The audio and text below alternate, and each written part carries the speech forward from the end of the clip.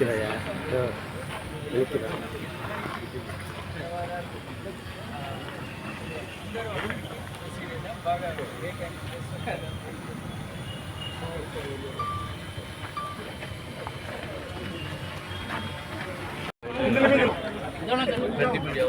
పండు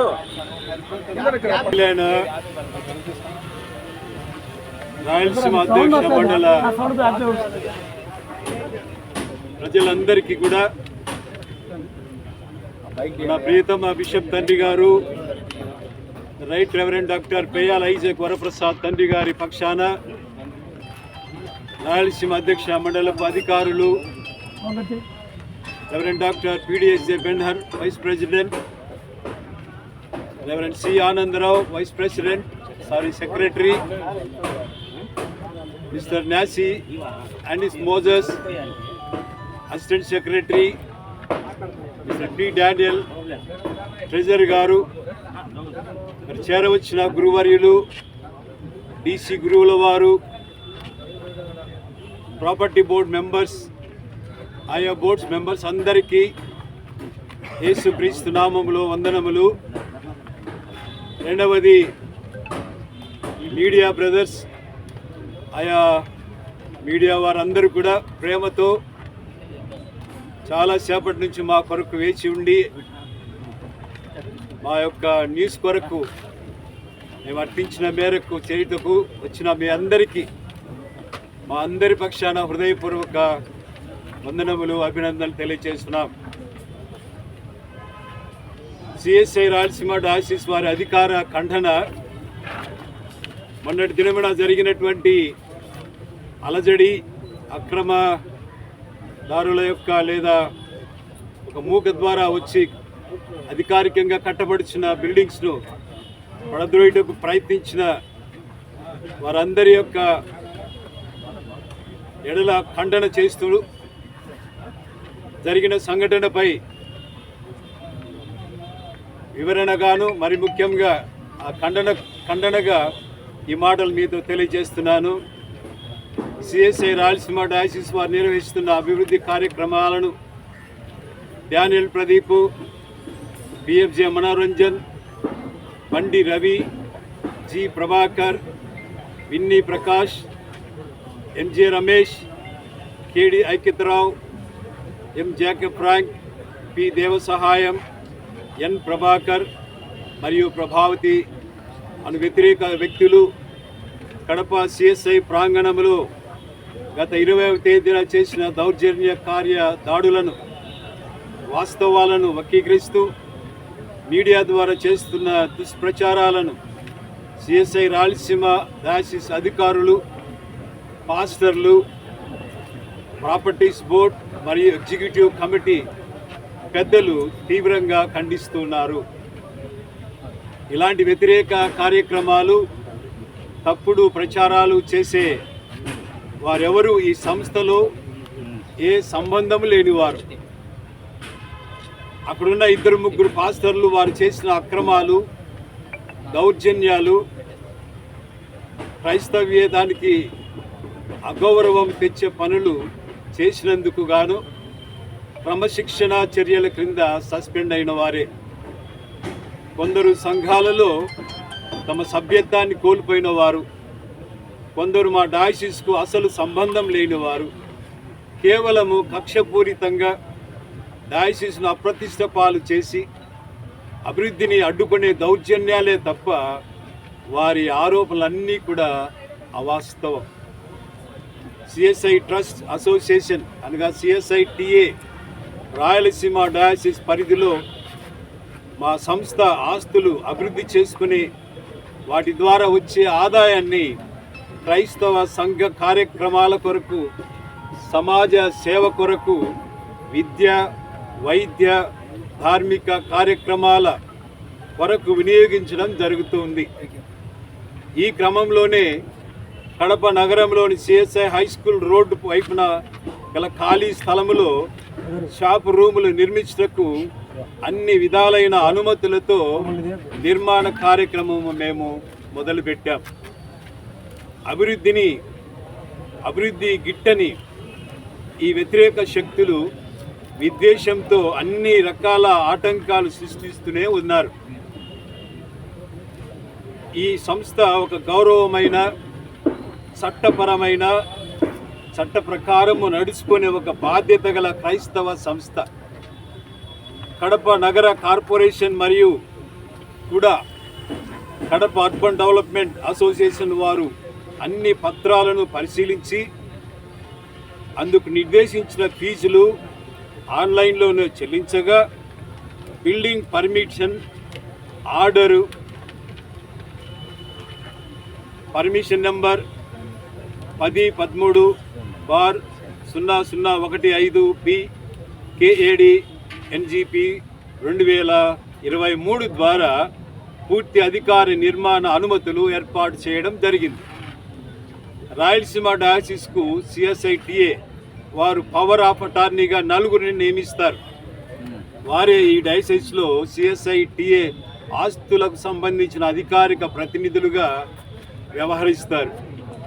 వారు ఈ డయాసిస్ పరిధిలో గల ఆస్తులను అభివృద్ధి చేసుకోవడానికి అవి నిరుపయోగంగా ఆక్రమణలకు తావివ్వకుండా చట్టపరమైన తీర్మానాలతో అనుమతులతో అభివృద్ధి పనులు నిర్మాణాలు కట్టడాలు చేసుకొని వాటి ద్వారా వచ్చే ఆదాయాన్ని డయాసిస్ ఆర్థికంగా బలపడుటకు ఒక ఆర్థిక వనరుగా చేసుకోవడం జరుగుతున్నది. ఆ విధంగా చేసుకోవచ్చు. అందుకు CSITA వారు అనుమతించెదరు. అట్టి అనుమతులతో CSITA నియమావళి అనుసరించి ఈ నిర్మాణ పనులు మరియు అద్దె lease agreement Kadapa sub registrar కార్యాలయంలో రిజిస్టర్ చేయబడింది. ఆ రిజిస్టర్ నెంబర్ కూడా 8179/2024 మరియు 8180/2024. ఈ అక్రమాలు దౌర్జన్యకారులు ప్రచారం చేసే అవాస్తవాలు కేవలం అసూయ ద్వేషాలతో ప్రచారం చేసే ఒక పచ్చి అబద్ధాలను తెలియచేయడానికి మేమెంతగానో చింతిస్తున్నాం. వారు చేసేటివి చెప్పేటివి నిజమే అయితే కొన్ని ప్రశ్నలను వారు మేము అడుగుతున్నాం, వారికి జవాబు చెప్పగలరు. కార్పొరేషన్ వారు అనుమతులు ఎందుకు ఇస్తారు ఒకవేళ మేము అక్రమంగా కట్టగలిగితే? రెండవది, జరిగే నిర్మాణ పనులు ఎందుకు ఆపరు? మూడవది, కడప సబ్ రిజిస్ట్రార్ ఆఫీస్లో ఇది అక్రమ రిజిస్ట్రేషన్ అయితే జరిగిన రిజిస్ట్రేషన్ నెంబర్ 8179/2024 మరియు 8180/2024 ఎందుకు రద్దుపరచలేదు? రెవెన్యూ రికార్డులలో డయాసిస్ ప్రాపర్టీ యాజమాన్యం గూర్చి అవకతవకలు ఉంటే రెవెన్యూ శాఖ వారు సీరియల్ నెంబర్ 236-1లో 61 సెంట్లు సబ్ డివిజన్ ప్రక్రియ అనగా రెఫరెన్స్ నెంబర్ P1 1596/2022 ఎందుకు అధికారంగా ఏర్పాటు చేస్తారు? మరొకటి, CSITA అనుమతులు లేకుంటే చెన్నై వారు ఎందుకు ఫిర్యాదు చేసి నిర్మాణ పనులు రెంటు లీజుల అగ్రిమెంట్ ఎందుకు వీరు రద్దుపరచకూడదు? ఇంకా చెప్పాలి అనంటే CSITA వారు పవర్ ఆఫ్ అటార్నీ ఇవ్వలేదు అని ఆరోపించారు. CSITA వారు బిషప్ గారికి, డయాసిస్ సెక్రటరీ గారికి, ట్రెజరర్ గారికి మరియు యొక్క ఎగ్జిక్యూటివ్ కమిటీ సభ్యుడికి 3 అనగా 2/26వ తేదీన అనగా 3వ తేదీ 2వ నెల 2020వ తేదీన CSITA వారు మంజూరు చేసిన పవర్ ఆఫ్ అటార్నీ అధికార పత్రము అది వాస్తవం కాదా? ఇవి అన్నీ కూడా అక్రమాలే అయితే, చట్ట ఉల్లంఘనే అయితే, అక్రమ లీజులే అయితే పోలీసు వారికి ఎందుకు ఫిర్యాదు చేయకూడదు వీళ్ళు?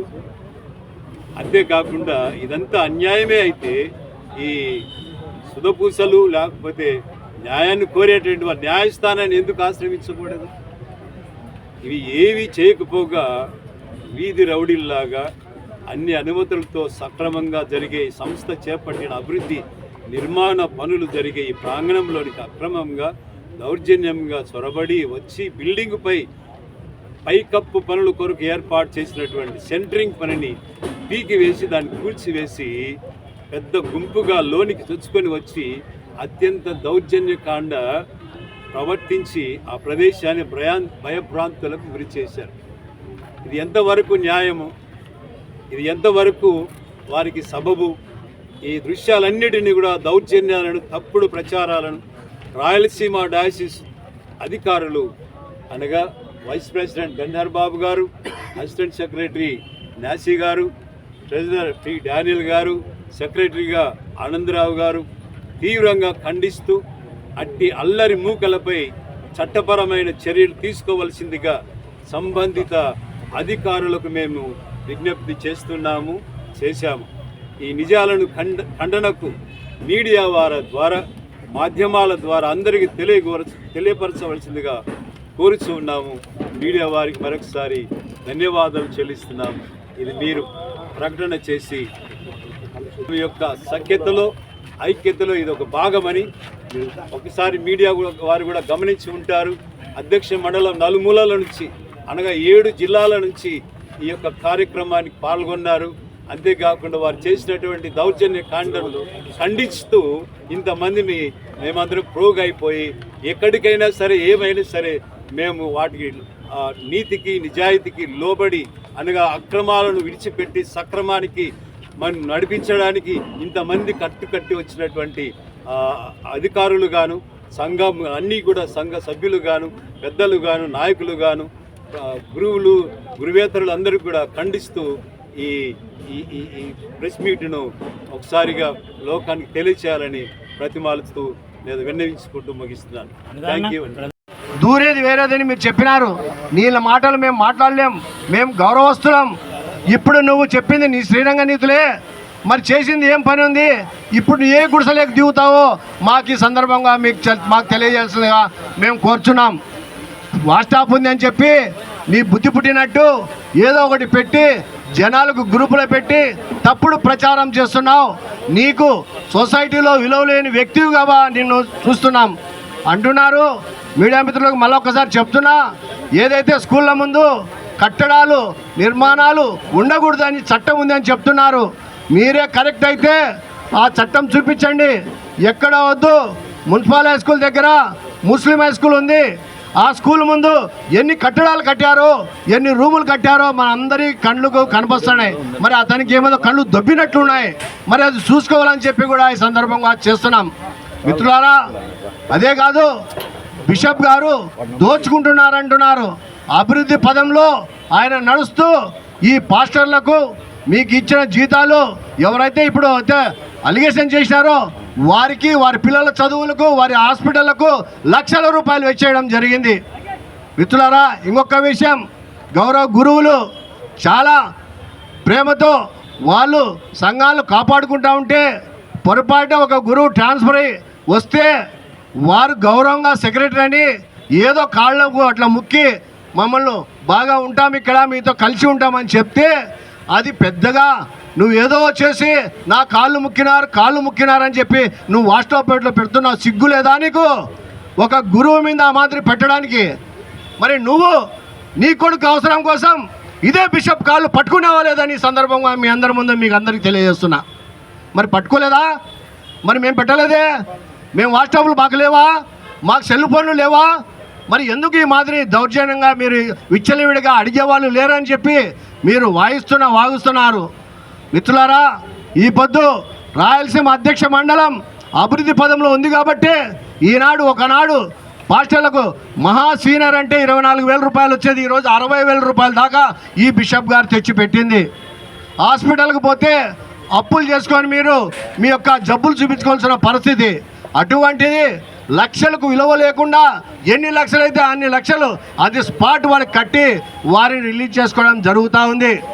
ఈరోజు అదేవిధంగా నీ బిడ్డలకు పెళ్ళిళ్ళు చేసుకోవాలా, నీ బిడ్డలకు చదువుకోవాలంటే లోను రూపంలో ఇచ్చి మీకు బిషప్ గారు ఇప్పించి మిమ్మల్ని చదువుకోవడానికి మిమ్మల్ని మాతో పాటు బయట పబ్లిక్ మేము ఏ విధంగా ఉన్నామో ఆ విధంగా గురువులు కూడా ఉండాలని చెప్పి ఆయన ఒక ధీమాతో ఈ యొక్క కార్యక్రమాలు చేస్తూ ఉంటే ఈ అభివృద్ధిని మీరు అడ్డుకుంటూ ప్రతిసాట మీకు ఇదే పనిగా జరుపుకుంటూ చూస్తున్నారు. 60 కోట్లు ఉంటున్నారు. మీ 60 కోట్ల ఆస్తి ఎక్కడుందో నాకు చూపిస్తే మేము కూడా ఒప్పుకుంటాం. ఎవరికైనా అగ్రిమెంట్ చేసినట్లయితే, ఎవరికైనా ఇచ్చినట్లయితే మీరు మాకు చూపించాలా. మీకు ప్రాపర్టీ విలువ తెలియదు, ప్రాపర్టీ ఎక్కడుండే తెలియదు, కేసులు ఎన్ని వేసినారో మీకే తెలుసు. కింది స్థాయి నుంచి డిస్ట్రిక్ట్ కోర్టు నుంచి సుప్రీంకోర్టు వరకు పోయినారు. ఎక్కడైనా మీ చరిత్రలో ఒక్క కేసు గెలిచినట్టు మీరు చూపించగలుగుతారా? ఛాలెంజ్ చేస్తున్నా ఈ సందర్భంగా. మీకు దమ్ముంటే డెబిట్ అని అడిగినావు, నీకు దమ్ముంటే ఈరోజు సాయంకాలం మేర డైరెక్షన్ ఆఫీస్కు డెబిట్లో కూర్చుందాం. నువ్వు అడిగిన ప్రతి సమస్యకు నేను ప్రతి ప్రశ్నకు జవాబు చెప్పగలుగుతాం. బిషప్ వరకు అవసరం లేదని చెప్పి కూడా ఈ సందర్భంగా మీకు అందరూ చేసుకున్నా. కాబట్టి మిత్రులారా, గురువులు మీ అందరూ మీ యొక్క కోసం చేస్తున్నటువంటి అభివృద్ధికి అడ్డుపడుతున్నారు. కాబట్టి ఇటువంటి గురువులు, అక్కడ కూడా గురువులు ఉన్నారు, వారి కుటుంబాలు వాళ్ళే నాశనం చేసుకుంటున్నారు, వారికి తెలియడం లేదు. ఇదంతా కేవలం ఒక 5 మంది కలిసి మాలాంటి లే పర్సన్స్ వీరికి నేర్పించి డబ్బులు ఇస్తే వీళ్ళు వాగుతా తిరుగుతూ ఉన్నారు. ఎక్కడో కాదు, మీరు ఆస్తులు కాపాడాలంటే